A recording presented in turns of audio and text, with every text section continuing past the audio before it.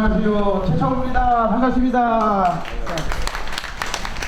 제가 어느 날 KBS 라디오를 듣고 가고 있는데 너무나 끌리는 강의 콘텐츠의 내용으로 강좌를 하고 계셔서 제가 우리 아카데미를 준비하면서 송기령 부사장님은 꼭 모셔야 된다 해가지고 바쁘신 일정이고 지금 뭐 이화여대도 그렇고 숙명여대에서도 강의도 하고 계시면서도 이 분야의 빅데이터라고 하는 것이 이제 사실은 하나하나 나무를 보는 것보다도 더 큰 숲을 그려가는 데 있어서 우리 심리학에서는 예전에 메타 분석이라고 해가지고 메타 애널리시스라고 해서 수많은 데이터를 논문을 다 이제 연구해서 그 논문의 특성들을 파악해내는 그런 분석 기법이 등장했는데 요즘에는 이제 인터넷과 컴퓨터가 더 발달하다 보니까 우리 송기령 부장님처럼 그런 데이터를 마케팅 아니면 정말 사업 컨설팅에 직접 연결해서 오늘 강의를 들으시면 아마 우리 사업 분야하고는 이렇게 한번 연결했으면 좋겠다라는 게 아이디어가 쑥쑥 나오실 것 같습니다.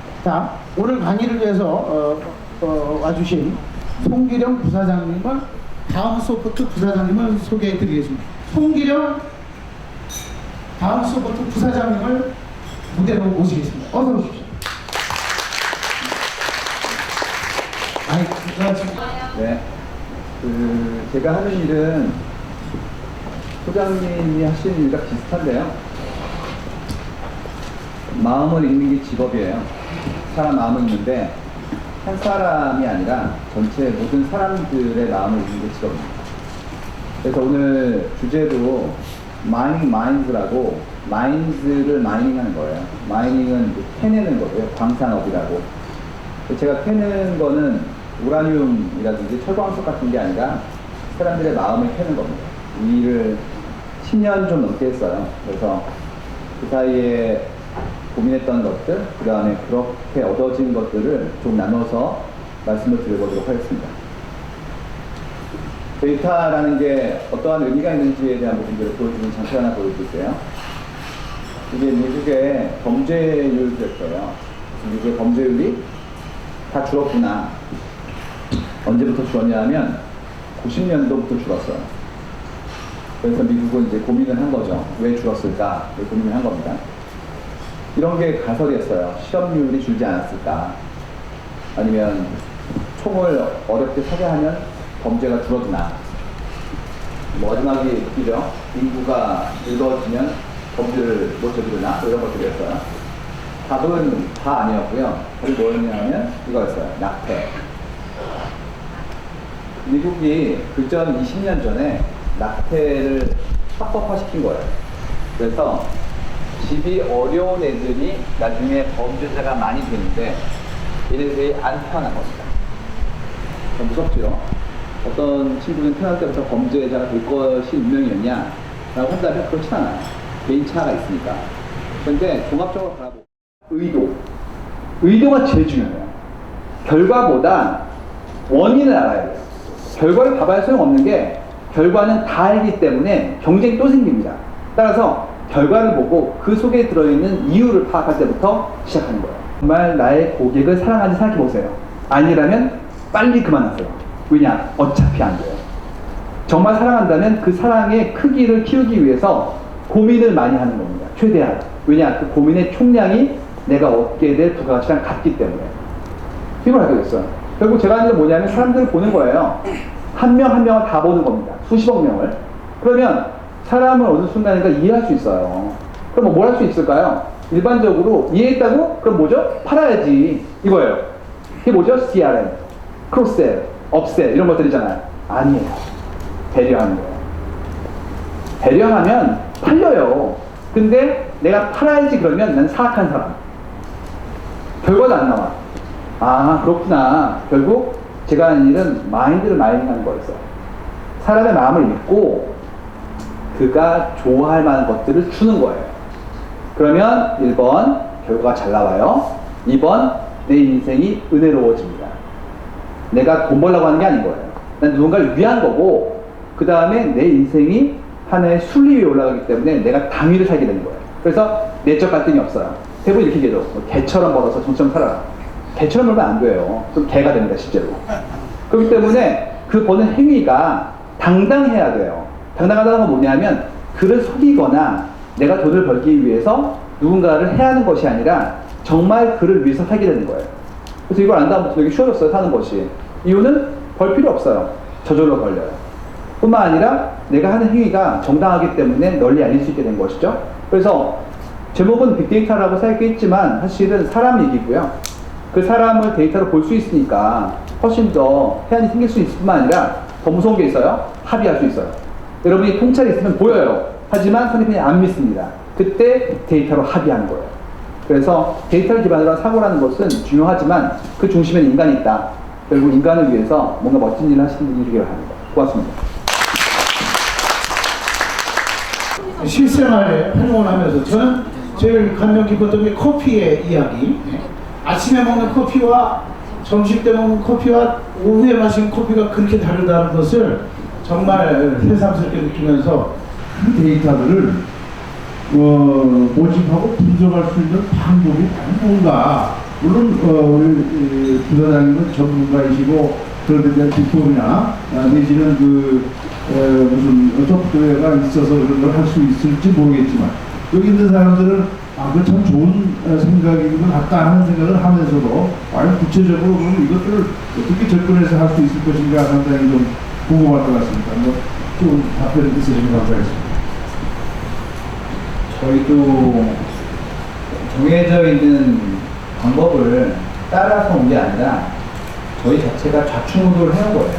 그러니까 원천지수는 데이터를 모으고 그 다음에 분석하고 관리하는 기술을 가지고 있는데 데이터를 드려도 못 쓰세요. 아까 보셨던 110억 개 글인데 어떻게 읽겠습니까? 읽어도 다시 분류해야 되거든요. 근데 그 분류가 동쪽으로 바뀌고 시간대별로 변화해요. 그래서 처음에는 데이터를 모으고 분석하는 일을 하다가 그거를 툴로 드리다가 툴을 저도 못 쓰시겠구나. 그래서 그거를 서비스를 만들어서 드렸는데도 힘들어 하시더라고요. 그래서 제가 그 다음에 컨설팅을 받으시잖아요.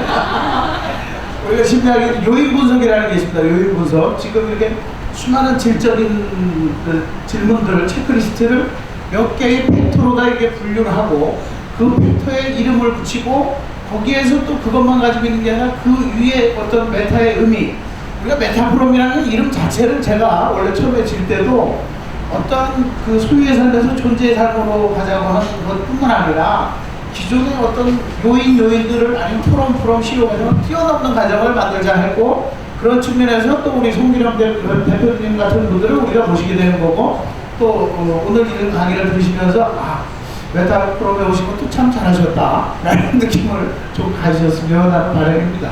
사장님께서 저희 오후에 뉴 키워드를 주시려면 어떤 선물로 주시고 싶은지 그거 하나 물어보고 싶습니다. 제가 키워드를 바로 드리거나 아니면 그 키워드를 제 생각만으로 드리기는 어렵고요. 그냥 원칙적인 얘기를 드리면 비즈니스는 세 가지의 요인이 필요하다고 얘기해요. 첫 번째는 유용해야 돼요.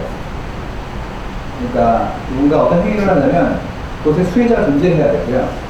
두 번째는 그것을 왜 내가 해야 되는지 설명할 수 있어야 돼요. 내가 좋아하고 잘하고 그 다음에 그런 형태의 결과를 내기까지 내가 무엇을 했는지 히스토리를 보여줄 수 있어야겠죠. 세 번째가 제일 어려운데 남이 못해야 돼요. 보통 일반적인 사람들은 1번만 생각해요. 어떤 건 이런 겁니다. 신도시에 아무도 없구나. 내가 해야지 치킨집을. 왜냐하면 사람들이 치킨을 좋아하니까. 거기까지예요. 그 다음에 좀 나은 사람은 내가 원래 닭을 좋아했잖아. 그 다음에 치킨을 만드는 법을 3년간 배웠다니까 좀 나은 사람이에요. 근데 둘 다 망합니다. 왜냐? 내가 잘하더라도 결국 4개가 생겨요. 좀 있으면.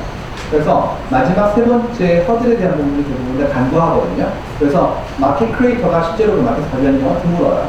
그래서 여러 가지 포럼이 있고 저도 이제 강의를 하는 일을 운영을 하다 보니까 자연스럽게 많이 뵙게 되는데요. 제일 중요한 것은 1번, 우리가 어떤 밸류를 줄 것인가. 2번, 그 밸류를 우리가 줄 만큼 준비를 했는가. 중요하지만 3번, 남이 못 주는 거 주셔야 돼요. 그래서 유지될 수 있습니다. 이유는 카피캣이 나와요. 아주 짧은 시간이에요.